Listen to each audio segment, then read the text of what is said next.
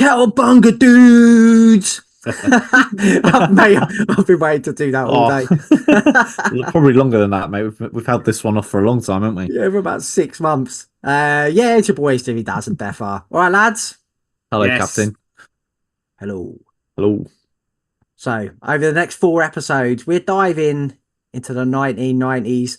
We're going to be going through each year, talking about a whole load of our favourite records. And in the last episode, TV shows, films, Oh, games. I'm not going to lie, mate. That is the one I'm most looking forward to. Yeah, same, mate. I For real. cannot wait to get into Pat Sharp's mullet, honestly. Like, fucking, it's going to be so good, isn't it? I can't wait to get into the twins, mate. Oh, my God. 1 minute in. Yeah, well done, Def. Like the 1990s is without doubt. Same with you, isn't it? My favourite decade for music. Oh, mate. Yeah. Music, yeah. 90s was special, man. Yeah. Like a decade where metal and rock just exploded into like a kaleidoscope of colours and genres, and all kinds of crazy shit went down in that decade. Oh, God. Daz, it's your perspective on a lot of these albums I'm most interested in, because me and Def basically spent most of the 90s chatting about music, like every day at school. So we kind of know what each other is going to say about some of these records, but you came into it like being 5 years younger. Yeah. Coming Which into like these basically albums. missed, that's like half a decade. Yeah. So So I this missed a lot.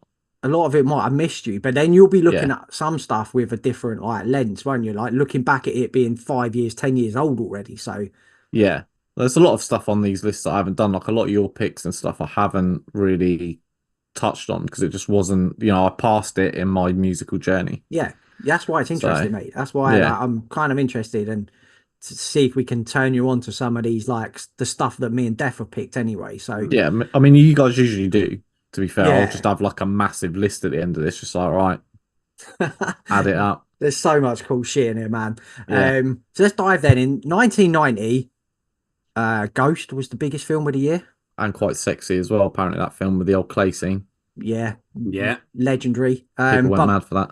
More importantly, mate, in cinema, Home Alone came out. Oh, what a fucking film. What a film. Italia 90 happened. First World Cup. First World Cup I ever remember. Yeah, I do. I remember that opening game. Yeah. Did you have the little Coca-Cola ball with the mate, everyone had that, mate. It's the best. Yeah, it's the best, mate, wasn't it? Italia 90 had the best merch. Best merch game, man. So good. Fresh Prince of Bel-Air aired for the first time. Madonna. Could say Fresh Prince of Bel-Air. Bel-Air? Yeah, Bel-Air. Like, it's right. No, but it aired, didn't it? Fresh Prince of Bel-Air. Oh, it aired. You know yes, I get fucking hell, Daz. It's too early in the episode for that. Madonna, The Immaculate Collection was the biggest selling album of the year. Greatest hits album being... I didn't realise she'd been out that long by 1990 to put out a greatest hits album. It's quite wild, actually, really, when you think about it. Yeah, it is, isn't it? And Super NES and the Sega Game Gear. Oh, I had a Super NES. I had a Super NES. Yeah, me too, mate. I didn't have a Game Gear. A few of the family had Game Gear. Was that the one with Duck Hunt? Yeah. Super NES, yeah. Yeah. Were you Nintendo or Sega dudes when you were like one or the other, weren't you? I was always Nintendo. I had a Sega. Oh, did you? Personally, yeah, but my mate had a Nintendo, so I kind of had the best of both worlds, really. Yeah, same. Yeah. Right, so let's kick off music then. We're diving, obviously, first into our beloved death metal. So by 1990, it was kind of fledgling, wasn't it? At this point, Possessed had, released Seven Churches. Death had released the first couple of albums, so it was kind of in its infancy. But 1990, man, like just it kind of like this is like the start of the boom. Cannibal Corpse releasing Eaten Back to Life. What an album! Death has got the top on. Deicide dropped their self-titled debut album on June the 25th. So these are all like a couple of months apart. Scott Burns obviously involved in the first two. Entombed released Left Hand Path on the 4th of June. Do you boys ever listen? Do you ever listen to Eaten Back to Life? I have, Yeah, I but have, but I it's not. don't get why some people just like, this is the best album. I'm like, you are fucking insane. Yeah, Like, like you are so fucking crazy. Like, it's kind of rough and ready, isn't it? Like if yeah, I'm in the mood for some Barnes era corpse, I'm going for two more bleeding. Butchered or the Bleeding. Yeah, Like yeah, yeah, all the yeah, time. Eaton is, yeah, it's very difficult. I don't. It's like those early Sepultura albums, isn't it? Where yes, mate, Yes, it the is a yeah, bit like that. the recordings put you off. Eaton Back to Life, it just sounds like a mono noise, and it's just fucking hell. I really yeah, enjoy the thrash influence on Eating Back to Life. I love that. Like, and yeah, they lost that to a degree, didn't they, for a long time, I think, yeah, after this album. Because they yeah. went But it's brutal death metal, didn't they? But yeah, I know what you mean, Death. Like, it's quite a difficult listen, in it. And Barnes, he don't sound great, does he? Especially again compared to the albums that follow it. He sounds like a fucking absolute monster. they were On the really next just But three, they're just yeah, kids, like finding their fucking sound, weren't around, aren't they? they? Yeah. But yeah, to get like having that Vince Lock artwork from the kickoff was such a big like shit to get people to that's pay Yeah, attention. imagine Like that. shit, yeah. Deicide and Entomb though literally didn't need any more time. Like they to drop these two albums as your debuts, which are now considered death metal classics, is absolutely ridiculous. Like Yeah, you could ask people what the best Deicide album is, and a lot of people will say the debut. Yeah, and yeah. the first three obviously are amazing, aren't they? Yeah, But it's interesting actually doing it like this, because if you compared the self-titled Deicide to Cannibal Corpse, they sound completely different. yeah, they do. Um, but being within the same wheelhouse. And like Deicide self-titled just sounds like timeless. Like, you put it on today, it sounds amazing. Same as Cannibal Left Hand Corpse, Path, not so mate. much. Yeah, same as Left Hand Path. I had that on this morning. Yeah, Still sounds incredible. So, yeah. but Burns did the production on Deicide as well, He did, didn't he? Which is and weird. that came out a couple of months before Cannibal. Yeah, So and like you can hear the difference in Big difference. yeah, big difference. I'm gonna go back and watch the Cannibal. You know that documentary, the Cannibal Corpse Yeah, one. that's so good. Yeah, That and just see if there's anything about Eating Back to Life, and obviously in the Scott Burns book to see if it was a sound that they specifically wanted. It'd be interesting to see, but you can already see death metal is fucking splintering off into so early in its formation, splintering off into different directions. Like it's just crazy. And then Death released Spiritual Healing as well, third album by this point. Mental, Like third album in mental. what 3 years? yeah, In Mate. yeah, and they were again the trailblazing already. Like Spiritual Healing, I think it gets a bit of a bad rep. Spiritual Healing. it's quite Yes, underrated. I think it it's is quite underrated. it's Massive underrated. It's a underrated. great. I think it's a very good album. Yeah, Yeah, I do sounds as well. sounds fantastic as well, production wise Yeah, as well. yeah, Sounds Yeah, great. I think it's just because it's sort of sandwiched, isn't it, yeah. between some classics that people don't really give it its dues. But I think it's fucking brilliant, mate. Album, honestly. I think the artwork puts a lot of people off as well, isn't it? Oh, I Of love that spiritual. artwork, I mate. like it, but I Yeah, think a lot of people don't take it seriously. From Yeah, I hear especially ya. from the first couple, in it to that. I think they just think, I don't know. Maybe it's because of that. It's a stupid reason if it is, but Yeah. it's still a great album. I love it, mate. But Yeah, I think it's a great album. so death metal was in its infancy, but thrash metal in the 90s is weird, man. As we'll get on to, definitely. It's almost Yeah. like thrash had had its explosion.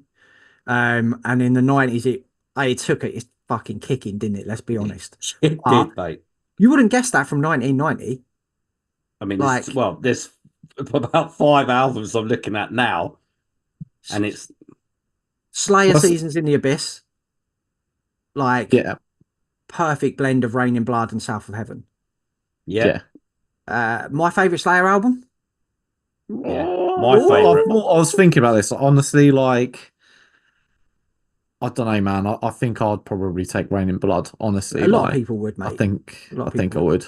I'd take This is Seasons. this is second. It's the one I sort of grew up with on Slayer. It was the first Yeah. Slayer album I did. Yeah, same. So I kind of it's- missed Rain in Blood because he was 86. So Yeah, this it was was too 90 young. when we were just getting into like more the extreme heavier stuff. Yeah. And this was the one that, sort of got us into Slayer. So Yeah, man. that's why that sort of will always sort of hold a path for Yeah. me. Obviously, last album with Dave Lombardo until he rejoined Yeah. in 2006. Megadeth, rust in peace, Death. We've talked about this 1 billion times, so we won't touch on it. But All timer. they're dropping an all timer in 1990. So there's no real like massive signs that thrash is about to implode on itself. Interesting one you picked, Death. Create a Coma of Souls. Mm. So this is their 5th studio album. I listened to this earlier.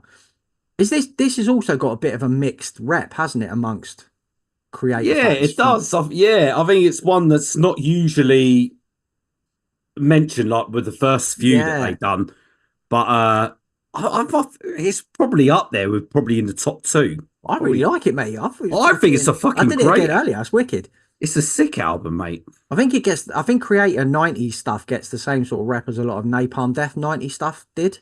Yeah. Where they went a little bit groovier, a little bit not softer, but more accessible. Do you know what I mean? I don't see a problem with groovier. People don't like it. If you're going groovier, that's surely got to be a good thing. Yeah, it is for us, isn't it? Not Yeah, for it the is for elitist us. gatekeepers, mate. No. Fucking change your sound even by a smidge, mate, and I know. That's it. The It's knives dead to are me. out. It's dead to me, bro. I know. Testament released Souls of Black. Great album. Fourth studio album. I read a little bit about this earlier. I didn't actually know that this was rushed released, so that they could get on the Clash of the Titans tour. A tour I wish I'd have seen. Oh God, mate. The title track, therefore, I would say top 3 Testament songs for me. Unreal, mate. It's such a good song, isn't it? So fucking good. Anthrax released Persistence of Time, their 5th studio album, and the last one to feature Joey Belladonna until he came back in 2011. So a lot of changes going on here, mate. In the thrash world. I love this record. It's your favourite from them, innit? It's up there, mate. Look. Yeah, there we put go. it on the shelf. Yeah. It's a bit more darker, isn't it? A bit more serious than their previous stuff. Doesn't really have that cartoon thrash element that. That's just about to say. It's like they got like a comedy thrash. Yeah, comic book thrash about them with like the different voices and the style. But this one, it seems to have been more adult thrash. More serious. This one's darker, wasn't it? Yeah, a lot darker. Dad, you've never really dived into like earlier Testament and Anthrax and stuff. No, I've never done anything like that, mate. Mate, you have to. It's on the list. Yeah, I'm already listed out, mate. Testament, especially. Bro, we could back catalogue. Do you know what we'll do? Incredible. Let's make that as a Testament greatest hits fucking playlist. Oh yeah, you guys could just knock me up a playlist of some bits on there. Yeah, that'd be great. That'd be great. Yeah. Fucking, we'll be all over that. There will be a playlist for this episode in the description where there's a song from each of the records we're discussing as well. So like dive into that. If there's a lot of stuff here that I know, because you boys picked a few albums, I picked a few, so there's stuff on here I'm not all that familiar with, so it's gonna be interesting going back to some of these. Another band who released their 5th album, Suicidal Tendencies, with Lights, Camera, Revolution, the first to feature Rob Trujillo. Mate, yeah, we know exactly, mate. It's a fucking masterpiece, isn't it? Yeah, another all-timer, mate. One of the best opening tracks of all time. You Can't Bring Me Down. It's an anthem, mate. They're like because they were like a crossover hardcore thrash band, but this is more thrash, isn't it? I would say 100%. This definitely, I think a lot of people would put this in. It leans more thrash, yeah. Yeah, absolutely, mate. So this is where this gets interesting, Death, for us anyway, because like Metallica are about to explode in 1991, whereas Iron Maiden, who were the biggest band of the 80s, are about to take a big fucking nosedive, aren't they? When we did our Iron Maiden episode, we said that, you know, after Seventh Son, it nosedived, and it fucking did, man. And this was the first part of that. Yeah, No Prayer for the Dying. But obviously Adrian Smith had left by this point, so Yannick Gers came in. But like I think people are too rough, man. Like they'd released 7 of the best heavy metal albums ever in 10 years prior to this. No one does that. No one's released 7 albums in 10 years that changed the world anymore. And probably done 2 of the biggest tours. Yeah, monster fucking 2 year monster tours. fucking tour. Yeah, What? but This I will say, holy smoke is I've said it on I the love that, mate. that is such a Yeah. different Maiden tune. It's It's so one good. off. It's such a one off tune. So good. This had their only UK number one. Bring your daughter to the slaughter. Look what I I dug out remember. there. Bring your Look, daughter, bring your Yeah. daughter. Oh this is the mate, it's the picture disc, mate. I found this earlier. I forgot I had it. Yeah, this picture disc with Bring fucking Your Bro, hell, Daughter. that's mate. This That's is bro. sick. one for the YouTube crew. But Yeah, it's nice. Dude, that's sick. Oh yeah, I bought mate, this in 1990, mate, in HMV. I think it was in Watford. But yeah, it's fucking hell, that's sick, mate. class, mate. Another sort of classic heavy metal band who already by this point like were one of the biggest bands in the world. But Judas Priest released Painkiller, and their last album with Rob Halford until 2005. Easily their heaviest as well, definitely. Oh god, mate. 100%. They were like full fucking no messing about with this album. Yeah, there was no more fucking that hair metally Judas Priest from the earlier. This was Yeah, full on. glammy stuff. They had their No, crash glasses were on, mate, on this. yeah, this is heavy as balls, man. This record, an album that I recently got into like solo Danzig. Danzig 2 Lucifuge What an is a album. fucking masterpiece. Um, I think a lot of people will point to this as being the best Danzig album. Yeah. But there's a like a big increased blues influence on this that just makes the song so much more like. Well, he's called Evil Elvis for a reason, isn't he? Yeah, Like exactly. Yeah. that's what you're getting with this. I love this record, man. And it's got an iconic album art, man. Yeah, as Iconic, mate. Glenn with his hairy bubbas out on the front. Have you ever dived into this album, Daz? No, mate. I haven't Oh, done mate. any Danzig stuff. Woo, Mate, you mate. know our mate Kaz is sitting there now Yeah, shaking her yeah, head. if she's listening to this, Those furious. poor she will be pigeons mad. on that table outside, mate. They're Yeah, getting a they'll battering be. now. She'll send them after me, mate. Yeah, They'll probably be here in about an hour. Yeah. Dive Ready bombing out the through your window. Yeah, just fucking me up. Do those Yeah. Danzig. First 4 Danzigs, mate. Danzig 2 especially is a Danzig fucking wicked. Lucifuge is fucking incredible. Okay, Um, I love Elvis as well, so I don't know how. That's oh, just- bro, I love Elvis, mate. I'm a big Elvis stan, apart from obviously the weird shit, but You won't will go love into this that. then, mate. You will Yeah, love Sweet. this. Can't wait. And then 2. So this is like we are saying at the start. 1990 explodes into metal and rock and stuff. Just goes off into so many different directions in the 90s. Alice in Chains dropped Facelift. So I read that this was the first grunge album to be certified gold. No. I've never really classed Alice in Chains as grunge, to be honest Nah, with you. I don't know. Nah. This is more like a hard rock / metal album to me. Yeah, these are not grunge riffs, man. They're not, Especially- are they? Like We Die Young and Man in the Box and Bleed the Freak and stuff. That is not fucking. That is not grunge, Nah. mate. That is not grunge. It's too heavy. Too heavy for that. But to be releasing this as your debut is just. I mean, Man in the Box. I mean, we spoke about Man in the Box, mate. Probably the catchiest chorus of Yeah. the 90s, mate. It's untouchable. Right up there. We'll talk about him again, obviously, but Lane Staley just introducing himself to the world with Yeah. that vocal performance on this record. Jerry Cantrell just instant fucking riff god, wasn't he? Yeah. What a fucking band, mate. Unbelievable. And then an album. It's a 5th album, but it's also the debut. Yeah. I did think it was the debut for a long time, mate. A Mate, lot of people do, I mate. think a lot of people did. Yeah, Yeah. yeah, they did. They class it themselves as their debut. Pantera, Cowboys from Hell. I didn't get into Pantera until a little bit later, Vulgar Display. Yeah. So Yeah, But Cowboys from Hell, the song was the first Pantera song I remember hearing. Steve Dyer put it on the bus on the way up to York. He put it on the coach stereo. yeah. And it lasted about 3 minutes before. Dun, dun, dun, dun, dun, dun, dun, Yeah, dun, before dun, dun, fucking a load Come of on! I think the come a load of the on. jungle Yeah. heads and the fucking they And they like stopped it. "Oh, We were fucking listen to gutted. this, Yeah, mate." we were gutted. Yeah, Yeah, we were, weren't we it? played it in the hotel room, but instead. Then we had to listen to United Dance or something for the rest of the Oh way up there, God, didn't we? yeah, fucking hell. But yeah, 1990, man, some of my favorite albums Yeah, same came man. out in that year. Fucking brilliant. Like 1991, then Terminator 2 was the biggest film of the year, and there it is behind. Come on! There it is behind Deffer's your head. boots, and your motorcycle. The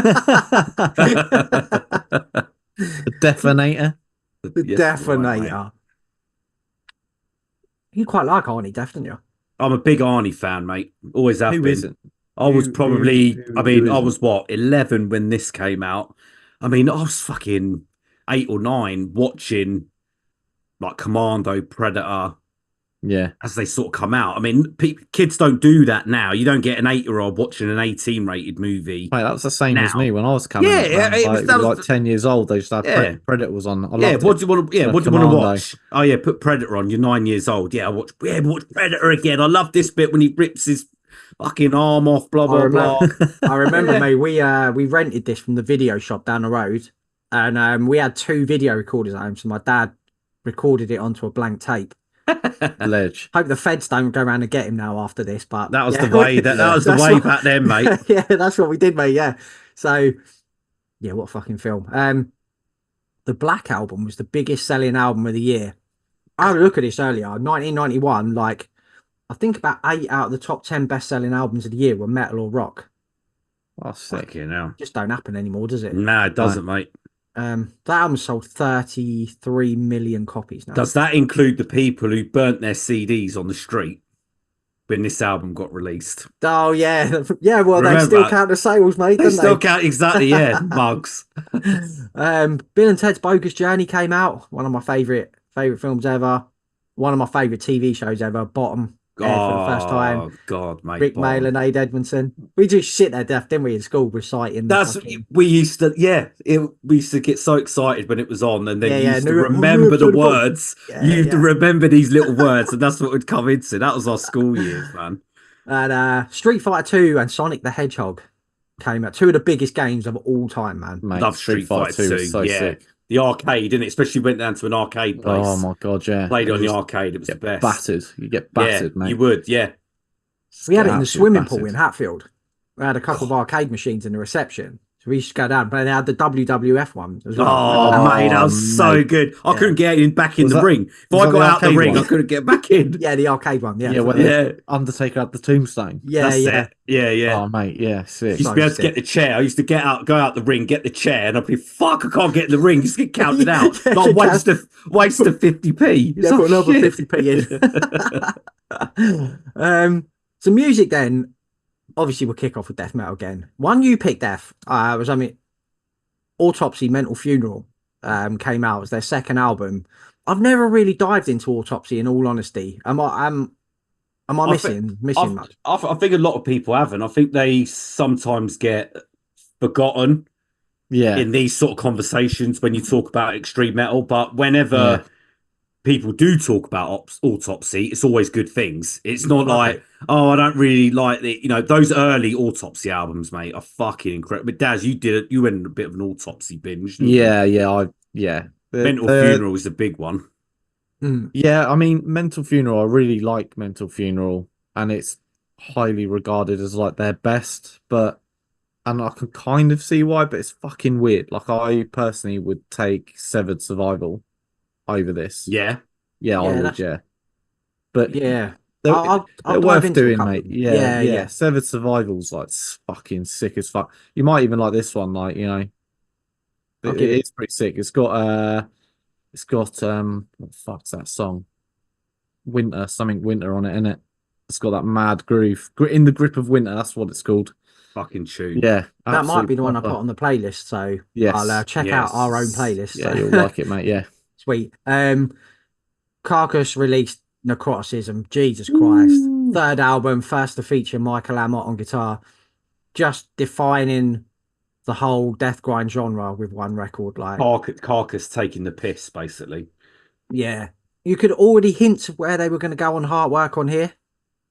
I think like this isn't pure death grind, is it? This record, No, there's a lot of groove in there. It's a lot slowed down moments. Like you said, it's starting to branch out, mate. At this, yeah, even at this early stage in the game, 1991, already thinking we've done that. yeah. We'll dominate. We'll dominate the next field now. Yeah, Death releasing fucking Human, fourth studio album in like a space of a few years. First to feature Steve DiGiorgio, the only album to feature Paul Masvidal and Sean Reinhart from Cynic. Your favorite Death album, doesn't it? Yeah, it is. But mate, honestly, it could be symbolic. It's so close. I was listening to Human the other day, and I was like, do you know what, Matt? I think I prefer Symbolic. But like on other days, I'm like, do you know what? I think I prefer Human. Well, this was the start of Death progressing themselves. Yeah, there's definitely like Human a new identity. From the first three. Yeah, you know, the progressive leanings and dynamic approaches were definitely all aboard on this album, weren't they? Yeah, absolutely. So. Morbid Angel released Blessed Are the Sick. Oh my God, what mate. What a follow up. Death, you are always the man I go to for Morbid Angel. Songwriting had definitely advanced already, hadn't it? By this stage from Alters. Alters had the shock factor. Fast and furious. They showed what they've got. Blessed Are the Sick had a bit more control about it. And like you said, a lot of the songs were breathed a little bit more. Yeah, and it's I mean, that's definitely more of a death metal record, I think. Blessed Are the Sick. Yes. Way heavier. Yeah. Oh Jesus Christ! A little bit slower, a little bit groovier. Yeah. They changed the blueprint from Alters. They couldn't do another Alters. There's no point. No. Mate, but that's mad, isn't it? To think, 1991. These bands. This is their second album. They're already thinking. Yeah, already thinking ahead. Crazy. I think it just blows your mind looking back that these are 30 odd years old now, these albums, and just to think of the impact that they had and they still continue to have now is just crazy, man. It is crazy, man. I didn't realize Trey Azagoth dedicated this album to Mozart as well, because but I'm gonna have to re-listen for it because there's apparently a lot of classical musical influence in there in his lead playing, which is maybe not something you'd pick out until you read that. So I'm going to go back and do that. Suffocation releasing Effigy of the Forgotten. Fucking hell. Debut full length.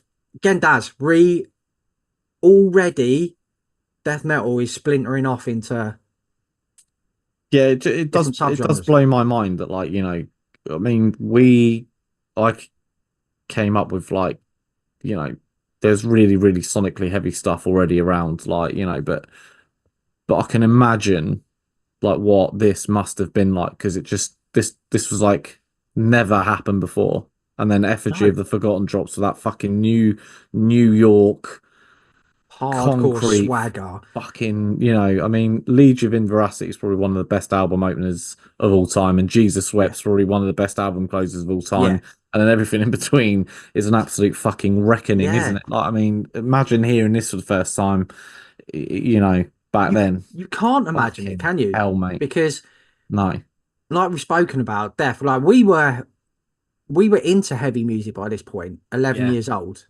but I could not have handled this at that age. No, definitely not. Like, there was I didn't progress onto this stuff till years later. So yeah, this would have been fucking hell. That would have been a bit too much, mate. Imagine hearing this, man. Like you said, I mean, but imagine like getting this together. Like these guys like are all together. Yeah, and they're like, just like, right, what the fuck should we cook up? And then they're just like, let's do this. Right, the crazy fucking hell. God bless you, all of you bands and fucking musicians who did do that, man. Yeah. We just spoke about their debut album, 1990. Cannibal Corpse taking the biggest step up. Butchered at Birth came out. Incredible step up from the debut. Yeah. Yes, night and day, innit? Yeah, absolutely night and day, mate. This is where Cannibal started to define their sound, isn't it? This was the Cannibal that you knew and loved now going forward. Yeah. So this is interesting now. This is where alternative music in the 90s was the biggest, Right, yeah. And it was. and it fucking exploded in this Mm. year. Metallica's Black Album came out. Death, we've spoke about this loads, but 12th of August, produced by Bob Rock, 33 million copies sold. This essentially just fucking redefined heavy metal, didn't it? Yeah, and People are still trying to write this album. yeah, and it showcased Metallica as the biggest metal band ever. Yeah, they were on the cusp of it. Mate. This album, as soon as it came out, that was it. No one else has touched them since, in my opinion. This album done it for them. And interestingly enough, Def, as we'll see in the next year, every bigger thrash band tried to fucking follow the blueprint, didn't they? Yes. Nirvana, never mind. Again, over 30 million copies sold. First down with Dave Grohl. This knocked Dangerous off the #1 Billboard spot. It's been spoken about a million times, so we won't go into it, but you cannot quantify the impact this album had on the world. Yeah, it was. Everyone had this album. This was one of the albums I had when I was young. One Even of the first albums I had. In school, everyone was on this album. Everyone was on Nirvana. I listened to this the other day, like for the first time in such a long time. It's probably going to be like a really obvious thing to say, but like the Foo Fighters vibes on this album were unbelievable. I was just like, wow, like, you know.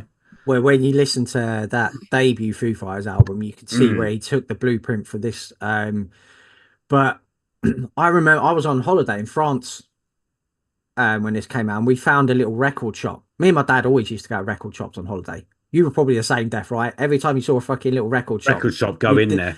Yeah, I bought this on cassette, and we were camping in France. I just sat in the car listening to this fucking record for most of the holiday.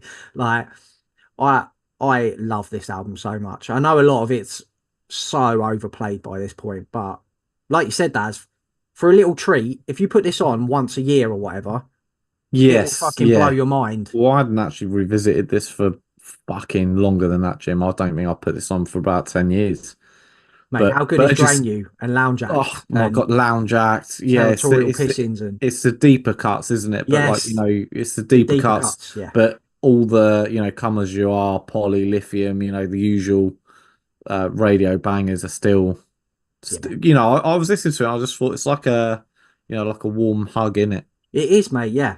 That's what it is. It is. The Territorial Pistons into Drain You, into Lounge Act, into Stay Away is one of my favourite four. So it just absolutely perfect, man. And then from that same, you know, that Seattle boom of the early 90s, Pearl Jam released 10. An absolutely classic debut album. Again, Dev, I know like a lot of these bands are all bunched under grunge, but they all sounded so different. Yeah, like, Pearl Jam is classic rock influences, isn't it? It is rock. It is rock. Yeah, I think it's just like the mainstream media we've had these conversations before. Yes, they just kind of get so lazy. They're so lazy, really, and they just kind of have a name for everything. Have to pigeonhole everything. And if you're from Seattle, automatically you're grunge. It doesn't matter. Yeah. It allows you to sell it easier, doesn't it? Exactly. It allows you to sell the product easier. And other bands, in the same sort of like wheelhouse, isn't it? Pigeonhole them all into one thing. It's just like, oh, if you like this, you'll definitely like that. Yeah. We've never mentioned Pearl Jam before. Have you ever gone in on this album, Daz? 10? I don't think I've gone in on 10. I've done a couple of them. I can't remember what ones they are though. Hold on. When you're in the mood for something a little bit anthemic and fucking you want to sing a lot, mate, 10 is one of the best I have done 10. Yeah, it's got Even Flow, Alive, and that Even Jeremy, Flow. Alive is the massive track. Black, that's a fucking tune, man. Yeah, this is I love this. I love this, mate. Brilliant record, man. Great summer vibes on there. Just chilling out. Massive, mate, massive. Yeah. And then Soundgarden released Bad Motorfinger, their third album. See, again, Def, this one, I would say, this has got a heavy metal Sabbath influence to it. They're all very different. They're all lumped under the same thing, but they're all very different. All very different. Bad Motorfinger your favourite? Soundgarden Now Death? Yeah, this or Super Unknown? I know we've spoken about Soundgarden We have fair it. bit off the air, haven't we? You know what? I'd probably take Bad Motorfinger. I, I think I would Just just a smidge over Super Unknown, only because it's yeah, heavier. yeah. I'd probably take Bad Motorfinger. Just Mate, Rusty Cage into Outshined. yeah, I mean, Fuck off. You are not beating that for your exactly, opening 2 tracks on an album. exactly, You mate. are not, mate. Like, That is the best one too, mate. I fucking love that record. A really cool like one-off project, Temple of the Dog, released their self-titled. So this was a tribute to Andrew Wood, who fronted Mother Love Bone, who died of a heroin overdose early. So it featured Stone Gossard and Jeff Ament, who went on to form Pearl Jam. Have you listened to this album in full, Def, ever? I have done it, not for a long time, but I knew obviously the backstory behind it. Yeah, And like you said, it was a bit of a sort of a one-off sort of thing. it was. Yeah, as a tribute. But I put this on the other day, mate. It's a brilliant record. This and like Hunger Strike was a massive. It was huge. Yeah. I'm going hungry. Yeah. Yeah. Like Chris Cornell just sounds insane on that. That's Eddie Vedder guests on that Yes. track as well, doesn't he? What that was on MTV2 all the time, It mate. was always there. Yeah. Turned that on in the early 90s. Guns N' Roses released Use Your Illusions 1 and 2. I bought this on holiday in Malta. I bought two cassettes, little record shop, mate. Same thing again. You know that debate, Def, of if you took the best tracks from Load and Reload, you could make one great album. That's exactly the same with this. Yeah. Yeah, it always happens, doesn't it? Both of them overrun too much, but there's those handful of tracks you think, would you? What if they just called it Use Your Illusion? Yeah, that's fuck off the 1 and 2. This would have gone down as one of the greatest rock albums ever. It would have. Yeah, it would have done. Yeah, it but wound me up so much. This, to be honest, because I remember getting it as well. I remember getting it, and I was like, "Oh, this ain't the one with fucking, the Terminator 2 fucking song on it. You could be mine. I've got fucking 2. Yeah, you have to wait Live for the and Let second Die, one. November Rain, There's some great songs across these two, though. Yeah, Civil War is one of the best songs ever. Civil War's a fucking tune, man. Don't Cry is incredible. We were in the pub, Daz, in Camden before Harm's Way came on, and you could be mine. Fucking job. We were just there, not having the best time, mate. Like, that's an absolute fucking anthem. That is an anthem. My favourite Guns N' Roses song, I think. Same. We said the same thing. Yeah, it is. Same. So good. It's an unbelievable song. What a ripper. But I'll stick these albums on now and again, not very often, but if I'm in the mood for a bit of Guns N' Roses, I'll put these on, the best tracks of these, rather than Appetite for Destruction. Yes. Yeah. Because everything off there is so overplayed now, man. I can't. Yeah. Yeah, there's some great fucking songs on Use Your Illusion, 1 and 2. And I know our mate Jack is listening. Guns N' Roses' biggest fan in the whole world. So I know he'll be fucking rating these two. Def, an album that was in your top 20 of all time, mate. Red Hot Chili Peppers. Oh, Blood Sugar Sex Bloodshot. Magic. Yeah. Oh, mate. I did not realise in 1991 they were releasing their 5th album. It's crazy, isn't it? I always thought it was a debut when I first listened to it. When I very first albums listened to by it. 91. I know. They must be fucking 85 years old now, and they're still releasing like. I know. Yeah. Anthony Kiedis don't look too far from it, does he? We still ripped as shit, mate. But Isn't he he? is Like, still, yeah, he is. Mad that I know Rick Rubin produced this. The amount of albums when I was going through these, Rick Rubin produced every album in the 1990s, didn't he? Like, he was the man. He was the man. He was the man, mate. Yeah. One of your top 20 of all time. This definitely. It's just great, mate. This is feel good. It's a bit different, you know what I mean? You got your rockier moments on there, very groove, funk. Yeah. Something complete. There's this track on there that can be so fucking far-fetched, and then it sort of goes back. It's so good, mate. Every time I listen to this, you have the best time. It's the obvious Chili Peppers album for me, man. I don't bother with anything else from them. This album, mate, it's a long album, mean, it's like 75 minutes or something. It's like in Metallica territory. I like the one that came. I think it was after this, the one with Aeroplane on it.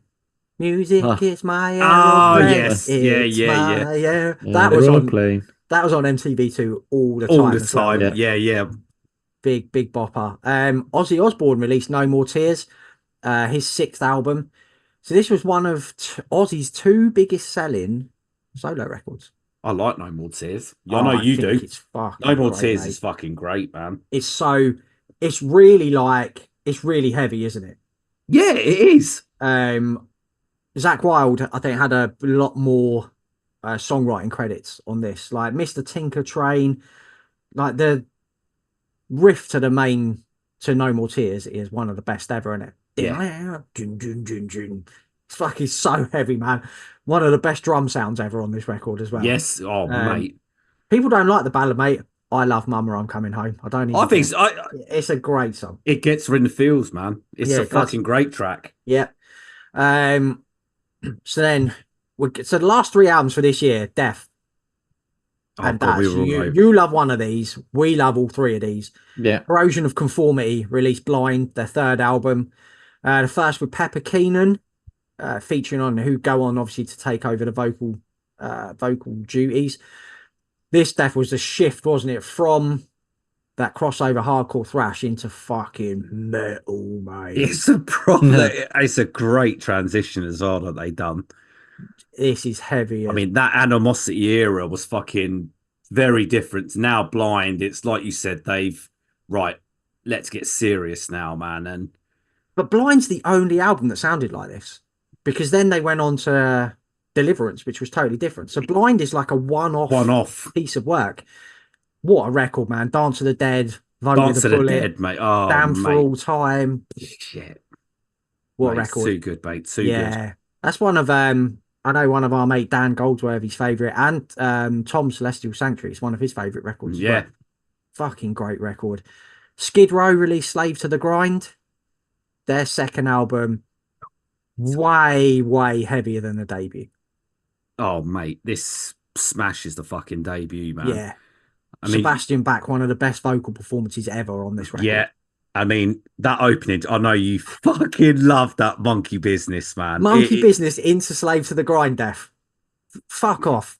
Just like Soundgarden. Fuck off with it. Like, Or I'll quote another track, get the fuck out. what a record this is. Mate. I bought the Monkey Business 7-inch from Asda when I was Jesus. about 11 for like 99p. Great times, man, when they used to sell like. I used to love it, mate. That's the That'd only be nice. reason I used to love going to the shops. Yeah. Yeah, I'd go shopping and I'd be like, I still come out of the tape. yeah. I'd be like, I'll meet you out the front at the end. And we'd run off and look at the wrestlers. Yeah, Wrestling figures. that's it. Great Fucking times, hell. man. And then Sepultura, to finish off 91, released Arise, the fourth album, produced by the Don Scott Burns. I thought this was a debut. No, I was joking. I'm just going to turn that into a meme. Yeah, I thought that was debut. Yeah, I thought that was debut. into an actual thing. We're going to have to find out how to do that. What? Make a little Death gif. I thought it was the debut. Oh yeah. Yeah, the hands up. Yeah, what was the debut?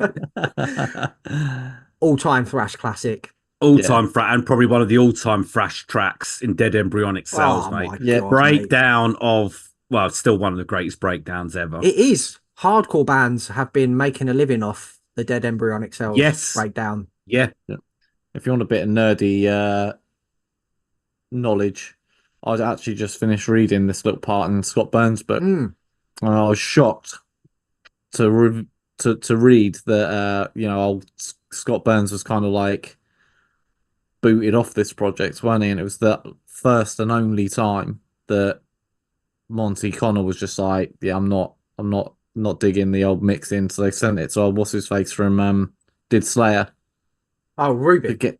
No, it weren't Ruben. I've got it in my notes actually. I fucking forgot to put them over. Hold on, let me try and grab it up. Mate, they gave it to Andy Wallace. Andy Wallace, yeah, that's it. They gave it over to Andy Wallace, so I didn't know that. The bit in that book about the Beneath the Remains where he went to Brazil to record Yes. it and was getting Yeah. robbed and shit was fucking mind blowing, mate. Yeah. Like, no wonder he wanted this one done in America. Like, you'll come in here, lads. Like, Yeah. but just an all-time classic. And this still sounds like it was recorded last week. Yeah. Still sounds fresh as a daisy, man. Right, let's go into 1992, boys. The last year for this episode. Dr. Dre released The Chronic. 1992, That's mate. That is, crazy. Mate, I That's love it that is, album. isn't it? We talk about how like metal had progressed by it in such an early time. Hip hop was doing the same, wasn't it? hip hop was great in the early 90s, man. Early to mid 90s, it was rising up, man. All these fucking Yeah. new rappers were coming out. Dre obviously had a For- legacy from obviously before with NWA, but yeah, I remember. I think I must have bought the Chronic around that time. Well, Oh, I really? did personally, Yeah. but yeah, I was into all that hip. I think it was just fascination of swearing back then. That's probably why I swear so much now. And you had like all the films and stuff, didn't you? That like Tupac was in. I don't know what year that was in. It must have been Above in, the like I rim, said, above the and then rim. there was a couple of others that Yeah, that it's a he lot was of them. in, Yeah, love those films, man. you know. Yeah, Fuck, man, they were like the rock stars, weren't they? Yeah, they yeah. were, mate. Yeah, they were. Yeah, I love The Chronic now. Batman Returns was all the big biggest film fan. of the year. I saw that in the cinema. Saw that in the cinema Unbelievable. on release day. Yeah, Oh at my St God. Albans. You know the Odeon, St Albans. Yeah. Saw it there. Yeah, 12 What years a of great fucking film. great film. Great film, man. One of my favorites. What's your favourites of the early Batman films? Oh, the first one, Is it? the first Keaton one is. Yeah, I mean it's obviously a classic, but like, you know, Batman Returns, they make DeVito's performance fucking phenomenal, and the snow. It's a great film, Snow. but Catwoman. Jack Nicholson, man, is the Joker, man. That's untouchable. That's such a. It's, I'm gonna have to Batman- watch these again before we Oh, mate. do the last episode with the films and stuff. I love Batman Returns used to fuck me up, mate, when I was a kid, because he gets like electrocuted at the end, doesn't he? That That's guy. it. And Yeah, I was just like, fucking, you know what I mean? Like, like, you know, it was one of those things where Yeah, it's like, it impressionable. wasn't really tailored to kids, was it? Like, really, like, you know, No. really. Yeah, we weren't that. I mean, Now now Danny you- DeVito bites that guy's fucking nose. I There's, know, like, blood yeah. and that, like, you're there. Yeah, like, you're like, fuck, fucking you hell, know, yeah. And he looks terrifying with his like green. At 12 fucking years slimy old, yeah, teeth. exactly. Back That's then, not ideal. You're yeah, thinking you're just gonna turn it on and it'll be like cow, whack. yeah, bosh. that's it. Yeah, Do you know what I mean? And it's Adam West era, yeah. Yeah, It's not fucking hell. Billy Ray Cyrus, Some Gave All was the biggest selling record of the year. Bloody hell. I know, mate. Don't tear my heart. Breaking. Banger. I don't understand. I know you were a little bit younger than us, Dad, but you must have been in on Games Master when Yeah, that I was- had Dominic I was- Diamond and Yeah, I was in on that. I mean, like back then, it was like the only thing you could do to kind of get your like cheat codes and Yeah, to stuff. try Like, and you beat used to the have to go game. and buy. You had to go and buy like the magazine or like the book. And like have to hope that like the game you wanted had the fucking That's code in it. You would tune in each Nightmare. week thinking, please let it be that Yeah. one specific game I'm playing Yeah. at the moment. Please, some fucking numpty ringing with the same shit that I've got. Yeah. Like to help me. Mate, how much did you want to be on that show when you were a kid? That's the best. How much did you want to go on man. there and like Yeah. play fucking Nigel Mansell F1 or something? Like, Yeah, it was that a nightmare for me. Nightmare. Remember Nightmare where they fucking put Yeah. the helmet on? We're getting on to Nightmare, Yeah, mate, in episode yeah. 4. Don't you worry about that, son. Wayne's World came out. Right. One- Classic. One of the best films ever. And the Game Boy. Oh, We yeah. must have all had a Game Boy. I remember. I think I've still got it. It obviously doesn't work, but I've still got the original. I mean, it's got no battery. So big. I used to always think it was pretty massive, small. mate, It's wasn't it? fucking mad. It's like a brick. It is literally a brick. What games did you? Obviously, Tetris. I had Speedball. Would you remember a game called Speedball? Speedball. It was like American football, but you kill people, mate. sort of thing. Paperboy, yeah, Paperboy as well. Do you remember Yeah. that? I think RoboCop. I'm sure I had the RoboCop game on there. Batman, the original, the Batman. Fucking hell. It was loads, mate. Yeah. Oh, it was great. So Getting in then to our last batch of records for this episode, 1992. What a whopper of a year this is. Bolt Thrower released The Fourth Crusade, fourth album released in 1992, produced by Colin Richardson. Absolute banger in it. What more can you say about Bolt Thrower, mate? Absolutely. We didn't touch on their earlier albums actually in here. I kind of wanted to save them for The Fourth Crusade because I feel like this is where their sound started to mature into that Bolt Thrower that Yeah. we spoke about their debut album, Deicide, just 2 years later, releasing Legion. Again produced by Scott Burns. Legion's my favourite Deicide record. I've said It's my favourite. that and Once Upon a Cross are like Yeah, neck Once neck, Upon the Cross, Yeah, mate. them two for me. Yeah. But yeah, 100%. Cannibal Corpse are fucking prolific, mate. Tomb and the Mutilated comes out in September 92. And this, to think where they 2 years earlier, we were saying, bit of a rough and ready debut album. By this point, Hammer Smash Faces on here and gets them on fucking Ace Ventura. That's what done it for Cannibal Corpse. 2 years, mate. I know, and I think 3 albums. I know. I think getting that break on Ace Ventura. I mean, the artwork as well. Yeah, exactly. Yeah, I mean, all the Cannibal. Yeah, I remember being really young. Like, well, I remember seeing the artwork. I remember someone being like, fucking have a look at this. And I remember thinking, fuck me, it's mental. Yeah. I mean, I didn't even know what he was really doing like back then. You know what I mean? Like, but I was like, fuck. Yeah. I thought he was like looking for his keys or something. Yeah. That's it, innit? I was he like, ain't, is he? No, he's not. But yeah, like to progress that much in the space of 2 years, 3 albums is just astonishing. I did not know that I Come Blood was on Grand Theft Auto 4. Yeah, it's mad. What the fuck? It's the oddest thing. Is that like where you can change your radio stations and that, and you put like metal on it? Yeah, you could change it. Yeah, it's the oddest track to have on there. But obviously, someone was a Cannibal Corpse fan. Yeah, they were. Like, I was slipping this bad boy in there. Getting it in the fucking game. He's either been sacked and he's just fucking added it before he's left. Incantation released their debut album Onward to Golgotha on Relapse. Yeah, big fan of this, doesn't you? Yeah, I mean, I think a lot of people are, and rightfully so. Really, again, like you can just kind of imagine what was going on back then. Like bands like Suffocation, Cannibal Corpse, Mortician, Immolation, and that were all really influential, weren't they? And these guys came along, was just like, let's like start doing some like weird, slow, doomy sort of stuff. It was different to the normie death metal that was out, wasn't it? Yeah, in those early 90s, it was they had to stand out. It couldn't be another Legion, another Tomb, another Butchers. It had to be. Well, it's made like you're saying, death metal had already started to splinter into all these different. It just went. Yeah, I'd like to get a death metal historian to dig in what was the first Death Doom album, because I would imagine this album's in that conversation. Isn't it? It'll be in there. I would imagine it'll be in there. Yeah, 100%. Yeah. Daz, you're wearing a t-shirt. Malevolent Creation released Retribution, mate. Again produced by Scott Burns. Second record.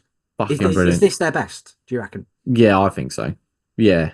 Ten Commandments gets the left-hand path. Plaudits, Yeah, but Retribution. I mean, it was interesting actually, because I've just gone over the Malevolent Creation chapter in Burns's book as well. When they did the 10 Commandments, and like for all intents and purposes, it kind of sounded like it was a bit of a mess, like because Brett kept blowing his voice out and he couldn't recover, so sending him off and pausing the recordings because they were just like rinsing money and stuff. So they were very green back then.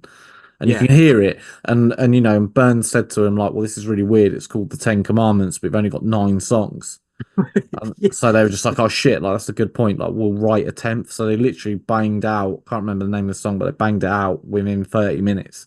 And it kind of, you can tell that they're kind of, the first album, and it's not perfect, is it? But it's a fucking great record. But again, like we say, Mechanical Corpse, that was only a year before.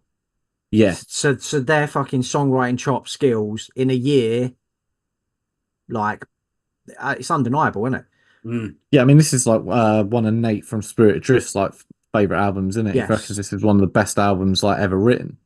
Put it on the shelf. Well, exactly. Um, And he's not wrong. no. I think they're very overlooked. You said it, Def, when we did the death metal mixtape episodes. They are, mate. They're not usually. It's usually the same core bands that are there. But Malevolent, those first three albums, mate, are fucking The first three are wicked. Do you know what? I've done like a bit of a deep dive into them over the last couple of weeks, mate, and they're like mid stuffs, like Eternals, fucking well good. There's loads. They've got some solid fucking records later on, mate. I tell you. I've done the first. I know for a fact I've done the first three. We're Stillborn as the next one. I don't think I've dived into much of it, so I'll probably do that. Yeah, can't go wrong. Yeah. Over in Norway, something very different was fucking brewing, mate, in the underground. Dark Throne released A Blaze in the Northern Sky, their second studio album. The first of that unholy trinity of this, Funeral Moon and Transylvanian Hunger. Def, you're the Dark Throne. Yeah, guy, the Dark Throne. Like, Death Throne. Which is your favourite out of those three? Blaze. Is it? Blaze is favourite. Yeah, look at it. Yeah, it's that album artwork, mate, with that scariest fucking bastard. It's just iconic, mate. If anyone listens to this that has got any time and sort of skill in Photoshop, please, like maybe Eric might be able to, but someone please just put Death's face on the Blaze in Northern Sky. Please, there must be a black and white rip. Oh, please, Eric, if you're listening, mate, do it. So A Blaze in the Hemel Sky, mate. Yes, there we go, Blaze in the Hemel Sky. It's just you. But yeah, this is fucking painted up. I mean, all three of those albums, those Unholy Trinity albums, mate, scare the living shit out of you. What's mind blowing, isn't it? Is that in 1991 they'd released the death metal album, Soulside Journey, and obviously seen this big explosion of death metal and gone, fuck this. We ain't doing anything to do with it. And they do the blackest of black metal albums. Yeah. Imaginable.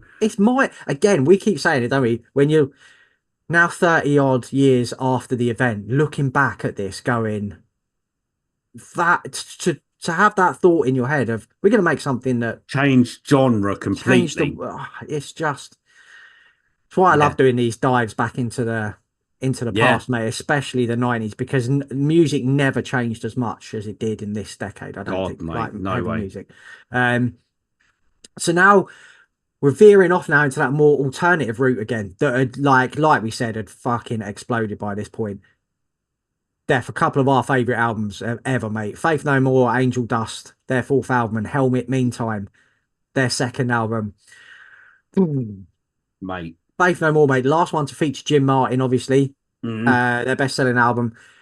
I know you had The Real Thing in your top 20. Yes. Def, didn't you? This is a much darker. It's much darker, and it's such a different vibe to the album. It is. I was reading Mike Patton had a lot more songwriting influence on this record. And you can tell, can't you? You can tell, mate. Yeah. I think this would probably come up as, if anyone was picking a favourite Faith No More album, this album would. I think it's the one, isn't it? I would think it would probably just outmuscle sort of most of them. I think it's this and King for a Day that are my favourite too. Yeah, but I love The Real Thing, mate. Don't get me wrong. Them three for me is they're the ones, mate. But again, mate, 1992. This was their fourth album, and already sort of they were I mean, they're one of those bands that expand their sound. Every album, every fucking track. No track is pretty much the same. You don't know what you get with Faith No More. One of the best ever, mate. A band we've definitely got to get Daz into, haven't we? God, yeah, mate. 100%. We've got to get you into Faith No More. There's so much great music there, Daz. I reckon you fucking love. I've done Angel Dust a couple of times, so it's a bit weird, but yeah, mate. Good. You need to go. You need to go back. You need to go back to understand, and then don't start with. Yeah. It took me a long time to get into Faith No More. But when the penny dropped, mate, like, Helmet Meantime is not an album that takes a long time to get into. This is fucking brilliant, mate. This sold 2 million copies. Fucking hell. That's never going to happen now, is it? No. Hugely influential again. Like, Listen to these early Helmet albums. Listen to the snare ping and mate. the That stop-start riffs, and you can trace that right through to 200 Stab Wounds now. yeah, Helmet are so massively influential. Is this your meantime, favourite record, Definite? I would probably say Betty. Oh, of course, Just yeah. Yeah, what yeah. was after Betty was the album after. Yeah, yeah. But this, I mean, this had Unsung on it, which In the is a meantime, yeah, exactly what an in the opener. Yeah, meantime. yeah, Yeah. Yeah, Meantime and Unsung, man. they are fucking anthems, man. Yeah. Stone Temple Pilots released Core. What your favorite album, Death? Core. Mate, this is a fucking classic, mate. Debut, mate. Them Sex Type Thing and Plush were massive on MTV too, weren't they? Yeah, yeah. And God. I've not done this album for years, Def. I'm gonna have Well, a little listen to this, mate, I again. have, and I'll leave it there. Wink, wink, nudge, nudge. Oh, really? Mate, this is too good, mate. Piece Is it of an pie. extended Piece. Goat album by any chance? Well, Maybe. we were doing some. We were doing something, weren't we? Oh yes, Ah, of course. Yeah, yes, yeah, yeah. yeah, There yeah, we yeah, go. There we go. yeah. Yeah. Down, down, down. Yeah, it's a wicked album. This. Oh, mate, Um, yeah. Oh God. Now two of our all-time favorite albums. Alice in Chains released Dirt. Oh. The last album recorded with all four original members and one of the greatest albums of all time. Simple as One that. of the Isn't it? best. Yeah, nothing else to say, mate. It's fucking incredible. And to Two. open with them bones, Yeah, one of the best album yeah. openers you can fucking get, man. And this is 2 years after Facelift. Facelift is a lot. When you listen back, these back-to-back Facelifts like the fun rock album, isn't it? And then this is like the fucking This is nightmare heroin trip. Depressing, isn't it? this is the yeah. What an incredible record, man. Rage Against the Machine released their self-titled debut album. Great. Groundbreaking. Loved it. Love it. All-time Still classic. love it. Still Yeah. fucking love Oh, it. it's just so many fucking mad tracks on there, isn't it? Bomb track, Know Your Enemy, Bullet in the Air, Take the Power Back, Wake Up, Freedom. I mean, it's fucking It's a debut album, devastating. Daz. It's. I thought this was the debut. I thought it was a debut. What the fuck, mate? Releasing this as your debut album. Yeah, it's fucking crazy. So crazy. One of our best memories of this album, Def, I remember me and you sitting in art with Mrs. Warren, and we had like a headphone thing in each ear, and she caught us and went fucking mental. But we were Fuck always you, I listening won't to do what music, you weren't we? tell me. Fuck you, I won't do what you tell me. Fuck you, I won't draw what you tell me. Yeah, We she were went always mad. listening to music in school, innit? No All wonder the we time, fucking mate. found out the way we did. Oh, yeah. Oh yes. Oh, But- come on, mate. So we were saying how big hip hop is with Dr. Dre and The Chronic. So there's a few albums now where you start to hear that influence. Rage Against the Machine, Biohazard, released Urban Discipline. Second album, hardcore classic. Something I did not know until the other day. The intro to Punishment is from the 1989 Punisher film with Dolph Lundgren. Oh shit! Wow. I did know that. Def did. Look, he knows. He knows, doesn't he? Fucking I the know. Chamber Spins 3, mate. What an opener. Ah, Yeah. Oh, And Def you go- turned me into Man with a Promise is my favourite song on it. It's when I put it on I'll Give Me Metal playlist, isn't it? I've always liked it, mate, but when you put it on there, It's just anthemic as hell, isn't it? a fucking bass line, you mate, ain't opening up. shit to me, doo. Yeah, mate. Come on, Daz. Love it. Come on. Need to get an Urban Discipline OG shirt, man. Oh God, mate. We were talking about it last year at Blooders, wasn't it? We wanted one. Got to find one. Body Count released their debut album, Body Count, with obviously Ice-T's metal band. Definitely featured the most controversial metal song ever when this came out. Yes. Cop Yeah, Killer. Cop Killer. But not so much controversial anymore. It seems like, Yeah, it's mate. it's Fucking kind hell. of crazy, the political shift. But this was 92, mate. He was singing about this stuff and like Yeah. shit's still going mad now. Yeah, Fucking hell. Probably worse than it's ever been, I think. I've got Cop Killer. I don't think I've got it I've got it on CD somewhere. I don't think it's the OG original copy though, but I don't think you can buy that anymore, can you? You can't get It's it out no of more. print, isn't No, it? I think I got it on eBay. I got a copy on eBay. I was quite lucky. I saw we saw them deaf, didn't we? At Coco, wasn't it? Coco, and that song just fucking We pops saw him so at his hard. missus's. Pops so like, hey, that was named after her. Yeah, Coco in Camden. Yeah, Yeah. yeah, went round to us. But fucking hell, Just went round her gap. fucking hell, you can't miss her, man. Woo! Mate, when they dropped that song live, innit? Fucking hell, It went crazy, man. so good. Pantera Oh, followed here we up go. Cowboys from Hell with a vulgar display of power. This was the one, Oh, mate. well, this is the one. This was This the is punch the to one. the face, wasn't it? This was the punch to the This face. is my favourite Pantera album, mate. Was this the one that got you into them, Daz? Yeah, it's kind of weird because, like, you know, Primal Concrete Sledge from Cowboys from Hell was often on the old boombox when I was growing up with my friends and stuff. But, like, yeah, this was definitely the one, like, singing Walk, like, just smashed up off of fucking White Lightning, you know. Yeah, so it's insane, man. Mouth of War, New Level, Walk, fucking Hostile, This Love, Rise, 6-song run. Forget There. it. I mean, you could even carry on with that, but Yeah, it's the whole it's album, just mate, isn't it? unbelievable, mate. And Yeah. the cover does exactly what it suggests. It just slaps you straight in the chops. Yeah. Great album. Double platinum this went. That's fucking crazy. It is crazy, mate. Crazy. I bet you that's Double platinum. That's like double platinum just for the fucking breakdown at how the end many- of Mouth of War. that's like hip hop levels Yeah, it is, mate. of Yeah. superstardom, innit? Yeah, that's what these bands were doing back then. That's fucking crazy. It'll man. never happen again, man. Like, No, it it's won't, just wild. Fuck. I Fucking think hell. I think over the years, Great Southern Trendkill's become my favourite, but Yes. there's Yeah. enough. This Yeah. is That's still second for me. the classic, isn't it? Yeah. White Zombie released the Sexorcisto, the third album, their breakthrough album. Their sound shifted massively. This on was the one. Oh, mate. Nobody sounded like White Zombie, did they? Nobody. Nah. I read a little bit about this. Sean on bass, she said that they were heavily influenced by Ice Cube and Dre and all the hip hop stuff that was coming out at the time. Yeah. You can hear that now when you go back. Like, there's beats on here that are like hip hop beats, and Yeah. Rob Zombie's vocal style is very hip hop. Blows over the top, doesn't he? Yeah, Like, yeah.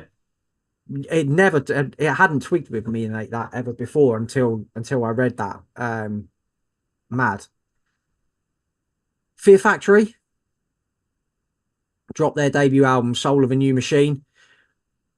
It's a death metal album, essentially, this with hints of industrial, but with hints of the future Yes. sprinkled in here. The manufacturer's obviously always the one that gets the praise, but Soul of a New Machine was fucking groundbreaking. Yeah. Nobody sounded like this. No. It's crazy actually how they you know, Burton especially, I think, on his vocal evolution. Yeah. There's the singing choruses in here, isn't there? Just occasionally, like on Scum Grief and stuff like that. But he essentially invented that. Yeah. Growl into the cleans that would every band Yeah. steal. Yeah. Mental. And this death that we were said about the Black Album changing the world, and every bigger thrash band now not trying, but will maybe forced to go down that route by record label execs and stuff. Megadeth released Countdown to Extinction 1 year later. Markedly different change in sound, wasn't it? Like, it was a lot slower, wasn't it? To Rust, it wasn't as thrashy. Big rock vibes in places, Symphony of Destruction and stuff. But it's still a great album. Mate, this is still a big favourite. Yeah, same. I mean, we had this dilemma picking a favourite track on here. Yeah, when we did top tracks, didn't we? We did top track because it's so fucking good. Still a great album, but like we said, very different sounding. And Testament released The Ritual, which very different sounding again. Mid-pace groovers on here. Very kind of Black Album in places. But they'll never admit it, but yeah. Two of my favourite Testament songs on here, mate. Electric Crown is an all-time. Electric Crown is a fucking tune. It's an all-time metal great, and Return to Serenity as well. is a Yes. fucking song I absolutely adore. Um, Black Sabbath. This cracked me up when I read this. 1992 released their 16th album. Wow. 16, fucking hell. Yeah, The Humanizer. It was the one where they were reunited with Ronnie James Dio and Geezer Butler, and definitely one of their heaviest. This This is is really fucking fucking good, mate. yeah. This is Dio Sabbath, mate, is wicked. it is. I mean, it always gets talked about. A lot of people obviously, I think, prefer Dio. I think Dio Yeah, a lot of Sabbath. people do, mate. They prefer, Yeah, yeah, they they do. prefer it over Aussie. Yeah, They're a lot more um, like traditional metal it's sounding, more, and yeah, and I think that's what people want. They don't want, they don't want this sort of the doomy, slow. You want your sort of rock, and I'd have someone like Ronnie to do those vocals, yeah, man. this is a great record. This It mate, is great. It's great fucking record. great. One of your favorite death thrash classics here, Death Demolition Hammer Oh, released mate, Epidemic of Violence, their second record. this is fucking sick, mate. You love this, don't you? This is a great album, mate. And again, it's one of those sort of forgotten ones, but it's so heavy. Yeah, they weren't slowing down, were they? They weren't slowing down, They were mate. fucking speeding. When everyone else was slowing down, mate, Demolition Hammer was Hmm. speeding up. They sped up, mate. Yeah, this is fucking, oh, mate, it's wonderful. Those first three tracks on here, Yeah. opening three tracks, just fucking literally set the tone, man. Unbelievable. Um, so then the final album then in part one to finish off our journey from 90 to 92, Caius released Blues for the Red Sun. Their second album, hugely influential band. Years and years later, I was reading about the first few albums that are deemed their classics now, like Blues for the Red Sun, Sky Valley. They did absolutely nothing commercially at the time, which when you consider how influential they are now and Yeah, how many yeah. bands that spawned off them, like Queens of the Stone Age and all them bands, like mad to think that they didn't do anything at the time, but um, they were a band that took me. I'm not massively into them, but Sky Valley and Blues for the Red Sun are brilliant fucking records. I'd heard obviously heard of Caius, but I've never Gone in on them. saw this was listed, and I thought, oh, you know what, I'm gonna have to. You gave us this listing like 1994, and I still haven't done it. This Hmm. album, but Yeah, yeah, mate. I need to try and I need to try and do. I'm obviously, yeah. I mean, There's a track on the playlist, mate, that will be in the description. Have a listen to the track. I I'll can't see remember which one. what's. It's sick, mate. It's Oh, I wicked. love it. I'll have a go Yeah. on that then. So there we go then. The first episode of our 90 special, done and dusted, 1990 to 1992.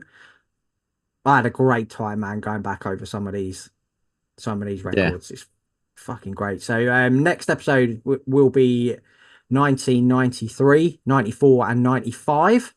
And Big years for us, Jimbo. big year, prime That is, school days, oh, isn't they, mate? mate, that is going to be Can't wait great. to hear some stories, lads. Oh, mate, Prime school Jesus. days. Yeah. Yeah. So cheers for tuning in. As always, let us know what your favorite albums from these 3 years are. We always fucking love to hear it. Yes. Twitter at Bangers P, Facebook, Instagram, TikTok, Bangers and Mosh Podcast. Search us up, you'll find us there.